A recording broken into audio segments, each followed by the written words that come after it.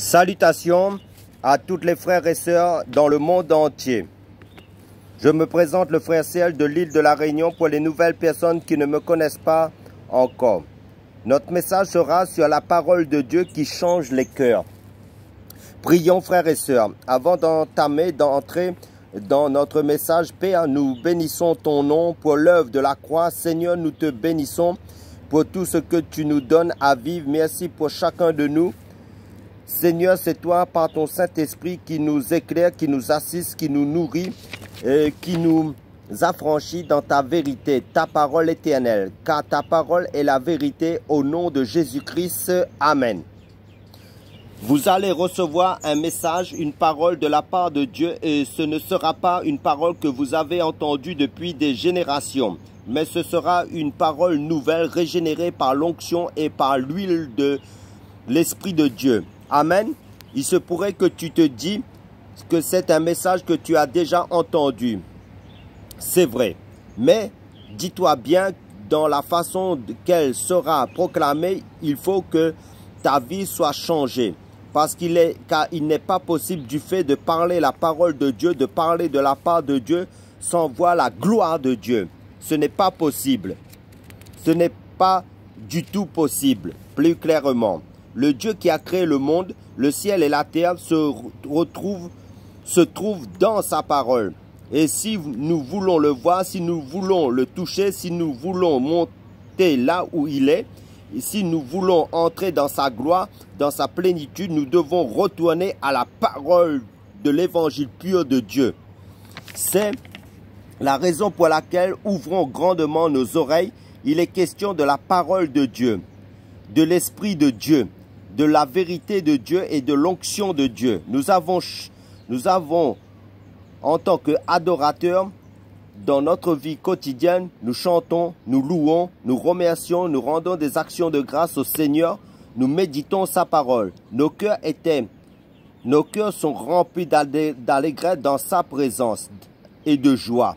Dieu est content quand nous méditons sa parole, quand nous cherchons à connaître sa volonté, à demeurer dans sa présence. Mais maintenant, nous allons passer aux choses spirituelles. Le Seigneur a dit, ensemble, nous rassemblerons les hommes de la terre devant lui. Comment on peut le faire? Dieu a ses principes, il a ses règles. Dieu a ses paroles et il a ses commandements. Dieu nous interpelle dans sa volonté, à lui seul, dans ses desseins à laquelle lui-même a planifié pour que nous les accomplissions dans sa parole de vérité. On ne peut pas faire cela n'importe comment. On ne peut pas faire cela par nos propres intelligences charnelles humaines, avec nos propres connaissances humaines. On ne peut pas faire cela n'importe comment. Il faut toujours que nous nous appuyions sur la parole de Dieu et sur l'assistance de son Saint-Esprit. Amen. La parole de Dieu nous amène à des dimensions spirituelles pour que nous goûtions aux fruits de l'Esprit de Dieu. À la paix, à la tempérance, à l'amour, à la joie et les autres fruits de l'Esprit que vous savez en tant que lecteur de la Bible. À l'amour des âmes, à la compassion pour les âmes, à la miséricorde pour les âmes. Vous allez voir les caractéristiques divines de votre Dieu. Il faut que vous portez en vous les caractéristiques de notre Dieu en vous. Et pour cela, vous appuyez sur sa parole, sur l'assistance, l'aide du Saint-Esprit. Hébreux chapitre 4, verset 12. Prenons le livre d'Hébreux chapitre 4, verset 12. Alléluia. Alléluia. Que Dieu soit glorifié. Gloire à Jésus-Christ. Le verset 12 nous fait voir et entendre clairement car la parole de Dieu est vivante et efficace et plus pénétrante qu'aucune épée à deux tranchants et atteignant jusqu'à la division de l'âme et de l'esprit et des jointures et des moelles et elle juge les pensées, les intentions du cœur. Amen. Vous voyez là, frères et sœurs, ce que cette parole peut faire à travers de vous. Et quand vous prononcez cette parole avec l'onction du Saint-Esprit, pourquoi je vous dis cela? Bien-aimés du Seigneur, on ne peut pas dissocier Dieu de sa parole. On ne peut pas dissocier Dieu de son Saint-Esprit qui nous conduit dans toute sa vérité de sa parole éternelle. On ne peut pas dissocier Dieu de son Saint-Esprit comme je l'ai dit. Vous ne pouvez pas avancer, vous n'allez pas grandir spirituellement si vous n'appuyez pas sur la parole de Dieu qui est esprit et vie. Le Saint-Esprit que Dieu vous a donné, si tu as reçu le Saint-Esprit, bien entendu, car le livre de Romains chapitre 8 verset 16 nous dit l'Esprit, c'est-à-dire le Saint-Esprit lui-même, rend témoignage à notre esprit, c'est-à-dire à notre homme intérieur, réveillé, né de nouveau, que nous sommes enfants de Dieu. Et le livre de Galates chapitre 4 verset 6 nous fait voir et entendre clairement, et parce que vous êtes fils, Dieu a envoyé l'esprit de son fils, c'est-à-dire l'esprit de Jésus ou encore le Saint-Esprit dans nos cœurs, lequel crie Abba, c'est-à-dire Père. Donc le Saint-Esprit, elle entrera en activité à condition qu'elle entende la parole de Dieu. Amen. C'est pour ça il y a des chrétiens qui ont de la confusion quand il s'agit de la parole de Dieu. Quand il s'agit de Dieu, ils ne savent pas comment faire, comment penser. Le Saint-Esprit, il est là. Si Dieu dit qu'il nous a donné le Saint-Esprit, la Bible nous dit Dieu n'est pas un homme pour mentir, ni fils d'un homme pour se repentir. Ce qu'il a dit, ne le fera-t-il pas? Ce qu'il a déclaré, ne l'exécutera-t-il pas? Donc, si Dieu vous a dit qu'il vous a donné le Saint-Esprit, bien entendu, vous avez le Saint-Esprit. Le Saint-Esprit n'agira pas sans la parole de Dieu, car le Saint-Esprit travaille avec la parole de Dieu. Amen. Vous allez prononcer des paroles mondaines si ce n'est pas les paroles de Dieu qui seront vaines. Vous n'allez pas avancer. L'apôtre Paul nous dit de garder le bon dépôt, d'après 1 Timothée chapitre 6 verset 20. Le bon dépôt, c'est quoi? C'est la parole de Dieu, évidemment, qui sépare tout ce qui est divin de tout ce qui est vil, des paroles des hommes. Appuyez-vous sur la parole de Dieu et vous verrez la gloire de Dieu dans votre vie. Parce que le Seigneur nous dit dans Romains chapitre 12 verset 2, ne vous conformez pas au siècle présent, mais soyez renouvelés dans de l'intelligence pour discerner ce qui est bon, agréable et parfait. Donc, cela signifie quoi? Que nous devons discerner par le Saint-Esprit ce qui est de la parole de Dieu et ce qui n'est pas de la parole de Dieu, de l'esprit de l'erreur, de l'esprit de la vérité, qui est la parole de Dieu, qui nous conduit, le Saint-Esprit, dans toute la vérité. La parole de Dieu est fondamentale et vitale pour les chrétiens, est vitale pour l'Église, est vitale pour ta famille, est vitale si tu veux affronter Satan. Il faut parler la parole de Dieu, il faut employer la parole de Dieu, il faut utiliser la parole de Dieu. Satan a bien dit à Jésus, si tu es fils de Dieu, ordonne à ces pierres qu'elles deviennent des pains. Jésus lui dira, il est écrit, l'homme ne vivra pas seulement de pain, mais de toute parole qui sort de la bouche de Dieu, d'après l'évangile de Matthieu chapitre 4. Amen. Vous comprenez, bien-aimés, la dimension où Dieu veut nous amener spirituellement. Il y a une dimension de l'esprit, car nous sommes une habitation de Dieu en esprit, d'après Éphésiens chapitre 2. Comme dans le naturel, biologiquement, nous grandissons dans notre corps physique, nous mangeons et buvons pour notre corps physique, de même spirituellement, il y a un processus de Dieu dans la dimension spirituelle, c'est-à-dire dans la croissance spirituelle. Dieu veut que nous grandissions en vérité, continuellement dans sa parole de vérité, car Dieu veut que tous les hommes soient sauvés et parviennent à la connaissance de la vérité. Et Dieu veut que nous soyons des hommes accomplis, faits en Christ, continuellement. Car toute écriture, c'est-à-dire toute la parole de Dieu est utile pour convaincre, pour corriger, pour instruire dans la justice de Dieu, afin que l'homme de Dieu soit propre à toutes bonnes œuvres. Donc, continuellement, être rempli de la parole de Dieu, obéir à la parole de Dieu en mangeant la parole de Dieu et en délectant de la parole de Dieu, pour que nous grandissions, pour grandir sur le plan spirituel. Frères et sœurs, ne vous lassez pas de lire la parole de Dieu, ne vous lassez pas de méditer, d'entendre la parole de Dieu, car c'est notre vie. de l'esprit. C'est le point de départ pour grandir en esprit.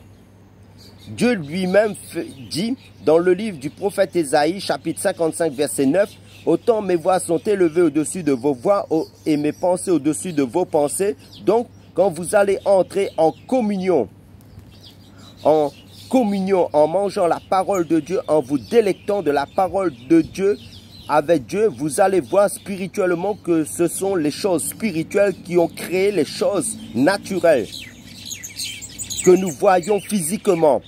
Dieu veut nous emmener dans le monde de l'esprit spirituel, dans la dimension, car nous sommes des êtres spirituels, des esprits habitant des corps de chair, la dimension de l'esprit.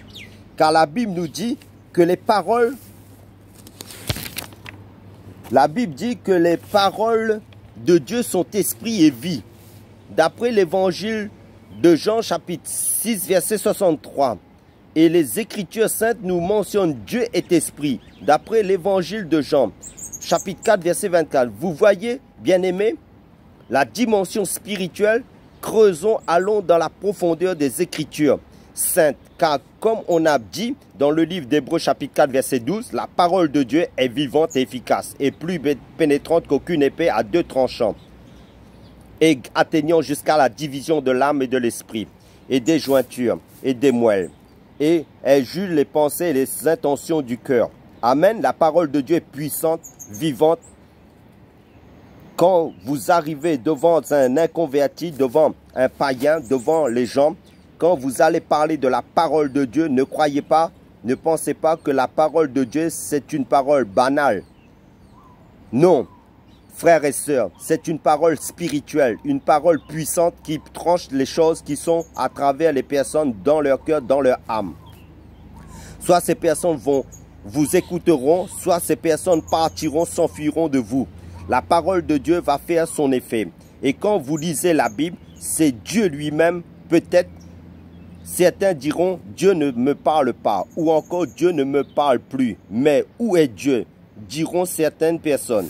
Mais Dieu est là. La parole de Dieu, la Bible, les saintes écritures, c'est la volonté de Dieu. Car le ciel et la terre passeront, mais mes paroles ne passeront pas. D'après l'évangile de Matthieu, chapitre 24, verset 35. Car même quand tout sera détruit, la parole de Dieu ne changera pas. Elle subsiste éternellement. Frères et sœurs, car toute chair est comme l'herbe, et sa gloire comme la fleur de l'herbe. L'herbe sèche et la fleur tombe, mais la parole de l'Éternel demeure éternellement. C'est celle de l'Évangile que vous avez entendu. Et le livre de Jacques, chapitre 1, verset 17, nous dit « Tout ce qui nous est donné d'excellent et tout don parfait vient d'en haut et descend du Père des Lumières, en qui il n'y a ni changement ni ombre de variation. » Amen. Le don que Dieu a mis en nous vient d'en haut. Amen. Notre Dieu ne change pas. Et la foi, c'est un don de Dieu pour le salut de quiconque croit en Jésus-Christ. Or, la vie éternelle, c'est qu'ils te connaissent, toi, le vrai Dieu, et celui que tu as envoyé, Jésus-Christ. Amen. Notre Dieu ne change pas, frères et sœurs. Le prophète Malachie répond à Jacques, deux générations différentes. Vous allez voir dans Malachie chapitre 3, verset 6, Dieu dit à Malachie, « Car je suis l'Éternel, je ne change pas. » Et le livre d'Hébreux chapitre 13, verset 8, nous déclare que Jésus-Christ est le même hier, aujourd'hui et pour l'éternité. Car Jésus-Christ est la parole incarnée de Dieu. D'après le livre de la Révélation d'Apocalypse, chapitre 19, verset 13. Trop de chrétiens s'attachent aujourd'hui à des phénomènes bizarres, à des manifestations et qui s'éloignent de la Bible, des écritures bibliques, de la parole de Dieu. Mais c'est la parole de Dieu qui nous a franchis d'après l'évangile de Jean, chapitre 8, verset 36. Il y a tellement de faux prophètes, de faux dans le monde. Si on n'a pas la parole de Dieu gravée dans nos cœurs par le Saint-Esprit, dans nos pensées, par l'assistance du Saint-Esprit, continuellement dans la méditation de la parole de Dieu, dans nos entrailles, sous l'onction de Dieu, du Saint-Esprit, la puissance de Dieu, on sera inefficace dans le monde pour l'œuvre de Dieu, pour l'appel que Dieu a mis sur chacun de nous, pour les âmes. Car le but pour lequel Dieu nous a mis sur la terre, c'est que son royaume se remplisse d'âmes, qu'il y ait la croissance numérique dans son royaume et la croissance spirituelle dans les membres du corps du Christ. C'est la mission de chaque chrétien, de chaque membre du corps du Christ sur cette terre, avec le don ou les dons que tu as reçus de Dieu pour être au service des uns et des autres pour l'œuvre de Dieu, pour l'avancement de son royaume. Frères et sœurs, souvenez-vous de l'erreur que Moïse a fait. À un moment donné, Moïse est parti avec sa propre connaissance humaine, avec sa propre force, avec sa propre vision humaine, avec sa propre conception humaine. Et à l'âge de 40 ans, et il a tué un Égyptien. Il était obligé de s'enfuir parce que Moïse est parti avec sa propre conception des choses la première fois à l'âge de 40 ans. Deuxième coup que Dieu a parlé à Moïse, Dieu dit à Moïse à 80 ans maintenant, Moïse, va délivrer mon peuple. Moïse ne voulait plus y aller. Non, Dieu, dit Moïse, parce qu'il était plus dans l'état de la chair, de l'état de, comment dire ça, comme à l'âge de 40 ans, Dieu l'a brisé dans le désert et au bout de 80 ans, maintenant, Dieu lui dit d'aller. La Bible dit, Dieu s'est enflammé de colère contre Moïse parce que Moïse ne voulait pas y aller. Dieu dit à Moïse, n'est-ce pas moi qui ai fait la bouche, ouvre ta bouche et je la remplirai avec mes paroles. Quand Moïse a parlé, il bégayait parce que Dieu l'avait brisé dans le désert. Quand Moïse a parlé à Pharaon, Pharaon était obligé de se plier à la volonté de Dieu. Pourquoi? Parce que Moïse est venu avec la parole de Dieu, avec Dieu, avec la puissance de Dieu. C'est ça qui fait toute la différence. N'essayez pas de convaincre quelqu'un avec des paroles mondaines, avec des paroles humaines. Donne-lui des paroles véritables de Dieu qui tranchent, même s'il y a un démon en lui, ce démon va l'agiter et il s'enfuira parce qu'il ne veut pas entendre la parole de Dieu. Frères et sœurs, la parole de Dieu qui ne change pas. S'il vous a dit qu'il ne change pas, il ne changera pas. Il y a un autre homme dans la Bible qui a fait cette erreur, Balaam. Mais pourtant, c'était un serviteur de Dieu. Dieu dit qu'il avait une certaine connaissance de la parole de Dieu, une certaine vision. Tout ce que Balaam disait s'accomplissait. Mais lui, quel était son problème? Il aimait les honneurs, il aimait l'argent, les présents. Il était allé voir le roi Balak. Le roi Balak voulait lui couvrir d'honneur, de l'argent, de présents, et lui a dit en échange qu'il faut maudire le peuple d'Israël qui sort de l'Égypte. Alors, qu'est-ce que Balaam a fait? Balaam est parti voir Dieu, il a parlé à Dieu, il a invoqué le nom de Dieu.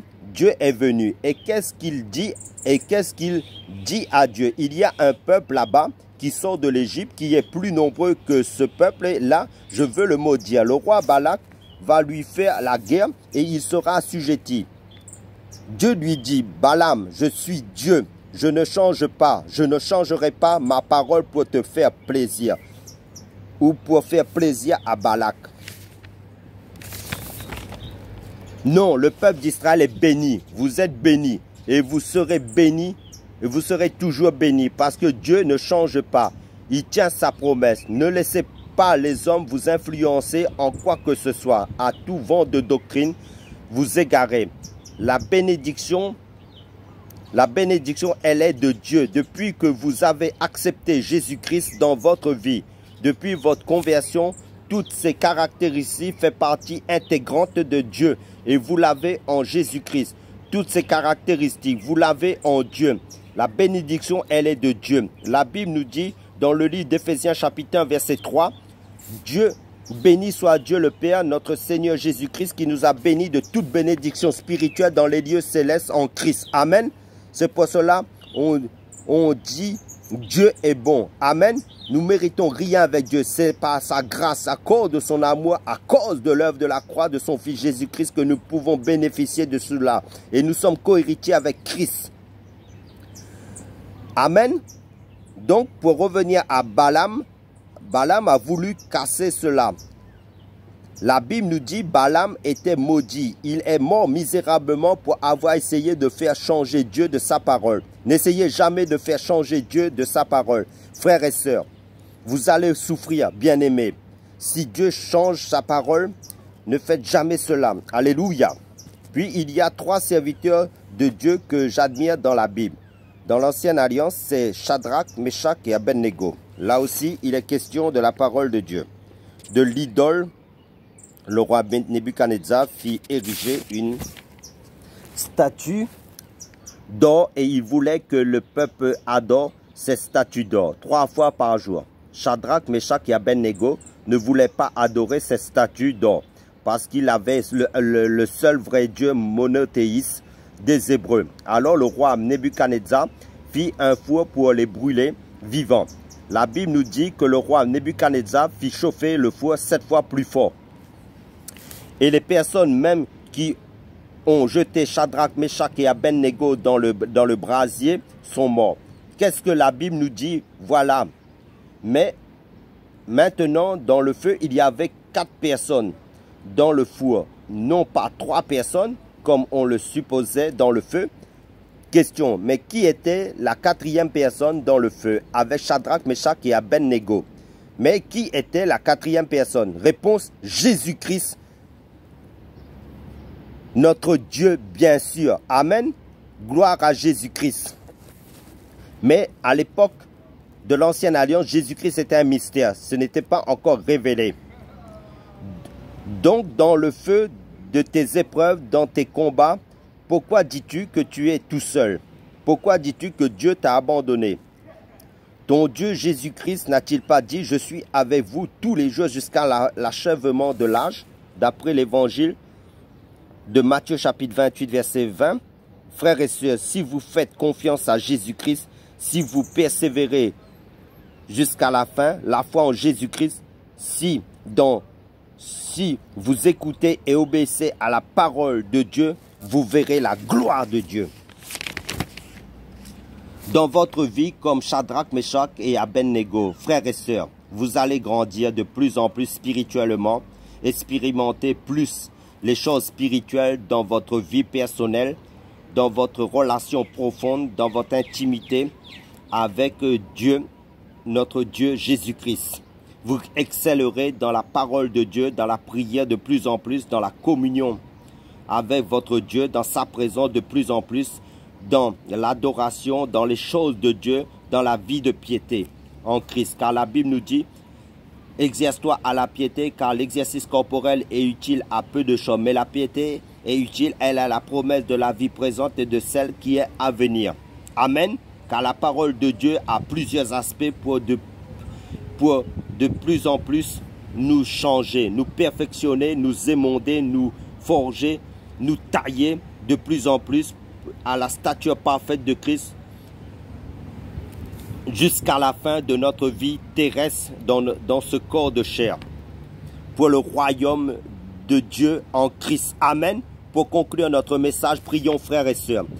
Père, change de plus en plus chacun de nous à la stature parfaite de Christ pour la seule gloire de ton nom, Père. Car ton nom est invoqué sur nous en ton Fils Jésus-Christ. Bénis mon frère, bénis ma sœur dans la croissance spirituelle, dans la dimension spirituelle de Christ. Aide chacun de nous, Seigneur, sans toi, nous sommes incapables. Mais avec toi, Seigneur Jésus-Christ, par l'aide du Saint-Esprit, tout est possible. Car nous sommes pèlerins et de passage sur cette terre et notre destination, c'est la cité céleste en toi, Père, que tu as préparé, Père, dans le nom puissant et glorieux du Seigneur Jésus-Christ. Amen.